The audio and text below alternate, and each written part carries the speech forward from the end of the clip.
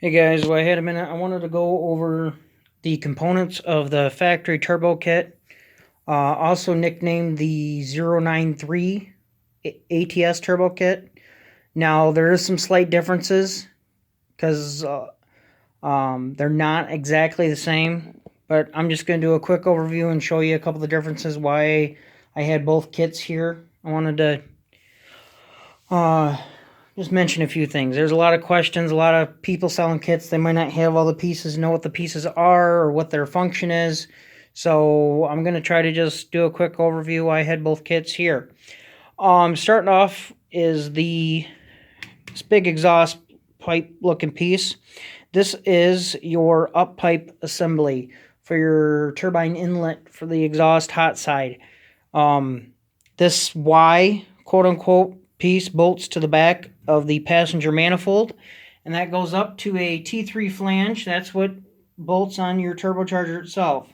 This exhaust shield is covering it, but that's that same part there. I just happen to have an extra one of these, and this one's already all completely assembled.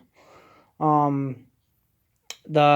factory turbo kits came with this exhaust shielding, heat shielding, whatever you want to call it, wrapped on the up pipe assembly, and is surrounded the hot side on the turbo itself too. This big black looking piece is pretty important. Normally you have an O-ring seal there. An O-ring seal is supposed to go there too. This is your pedestal / drain tube. See how it's hollow through there? Well, that bolts to the bottom of the turbo there. And these two bolt holes there bolt to the back of the intake manifold on the engine, and it goes right, it plugs that hole on the back of the intake manifold there.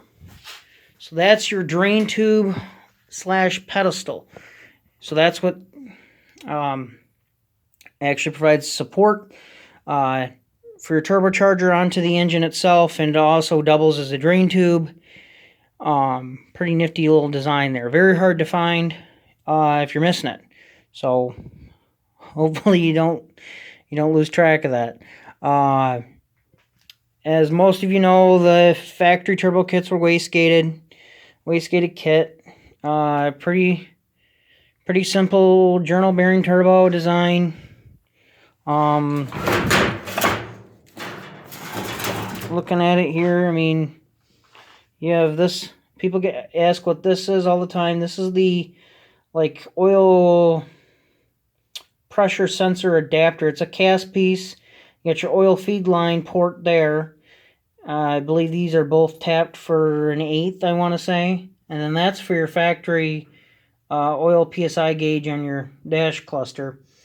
But the factory turbo kits use this, which I don't particularly like. If any of you guys know me very well, this just square cut O-ring with a single flare and then a fine thread line nut, and that clamped onto there, and then the other end clamped onto this little adapter piece that goes inside the block. See, there's another fine thread coupler, and that goes down into the block. Oh, just a quick note, it's a factory turbo engine. If the inlet to the block port at the very back, it's kind of hard to see, a little dirty, is a 1/4 inch NPT. If it's an 1/8, it's a naturally aspirated engine. So that's just I guess a freebie. You got your intake boot clamp. You got this, I forgot the exact dimensions on it, but you got your intake boot, which clamps to your intake box here. This is the factory turbo intake box. That's your filter indicator or whatever, change your filter indicator. I don't know the technical name off the top of my head, but factory turbo kit said Ford Turbo right on the intake box. You got your CDR nipple, where you had an S-like hose, and that went to that CDR valve cover. Now, this is a naturally aspirated engine that someone put a turbo kit on, but it has the CDR valve cover. factory turbo and the 093 kits both had a CDR relocation valve cover. And the factory turbo kit also had the passenger side valve cover for the glow plug relocation. The bracket was actually prefabricated onto that.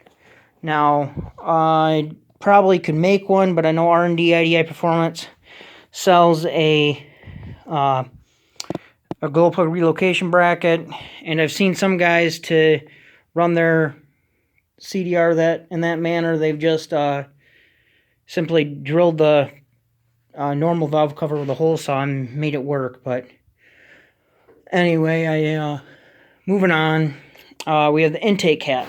It's got an O-ring connection here. It's what slides onto your cold side of your turbo, and there's another gasket that's supposed to go around that base there, and this is what goes right on top of the intake manifold here. Right? Kind of like that, something like that. Goes right on top of the intake manifold, and a lot of people don't realize this, but the intake hats were pre-tapped for a 1/8 NPT for a boost gauge. So if you want to run a boost gauge, your turbo hat's already tapped for it. Moving on, mention the pedestal / drain tube, mention the up pipe assembly, the wastegate. The factory turbo kit had like a Marmon, I think it's called like a Marmon. It's not quite a V-band clamp, but the exhaust elbow, this important cast piece, goes and connects to your downpipe. The factory turbo had a banded connection like that. One of the most distinct differences is that the 093 kit had an actual slip joint, which I'll take a quick video shot of in a minute. And then I'll have to show you the crossover pipe. That's the only thing I don't have sitting in front of me right now. It's identical to the ATS one. It was a crossover pipe, just a piece of exhaust pipe that bridged both the exhaust manifolds. One end clamps here, and then one clamps on the other exhaust manifold. But that is basically the kit in its entirety, where you have the intake box, the intake hat, turbocharger, the drain tube, the elbow with the downpipe, the slip joint assembly here. Mention the drain tube, the oil feed line. The ATS kit had a steel braided oil feed line instead of this single flare nonsense, which I prefer. In a pinch, even myself have ran hydraulic line. I've said before, the factory turbo engines were a little bit more beefed up on the lower end because they had forged rods instead of the cast rods. Everything else interchanges, though. The heads will switch and swap with each other. The injection pumps are supposed to be a slightly higher CC rating, but I've really noticed no performance difference between that and a naturally aspirated pump. Factory turbo pumps had a quote-unquote torque screw for, I believe, a little more lower-end fueling. But yeah, the adapter piece, part of the kit, 1/4-inch NPT, it's a factory turbo engine, short of pulling the lower end. Also, there'll be 7.3T. It's all gunked up, but on the engine serial number, if it hasn't been ground off, I've seen it ground off, right next to the injection pump timing cover housing here, at least 7.3T at the end of the engine serial number. And then the other part of the kit was the CDR valve cover and the glow plug relocation valve cover. So I'm going to go take a quick shot of the 093 kit and show you just how identical it is in nature, and then we'll be over. Factory turbo engines for the automatics. This is also kind of neat. They had a extended dipstick tube. It was quite a bit longer than the naturally aspirated dipstick tube, but it popped up right near your oil dipstick tube, so you didn't have to reach to Hell's Half Acres to get it out of there and check your fluid level. So we did that little nifty upgrade for the automatics at least. So moving on. All right, and now we have our actual ATS 093 kit, which again, it looks identical in nature to the factory turbo kit. Intake hat was the same. The up pipe assembly looked the same. Wastegate as well. It didn't have that little adapter piece on top. They just used the center cartridge port there and ran a steel braided line with JIC fittings. The biggest noticeable difference though was, as you've seen, compared to the banded connection, was the larger 3-inch slip fit downpipe elbow.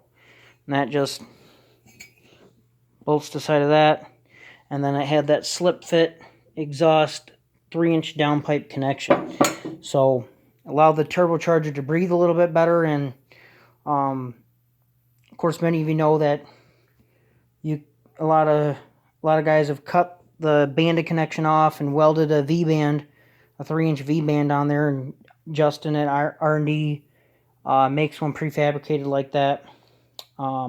If you aren't very handy with a welder, but and then also the actual intake box itself, instead of saying Ford turbo on it, actually said ATS turbo.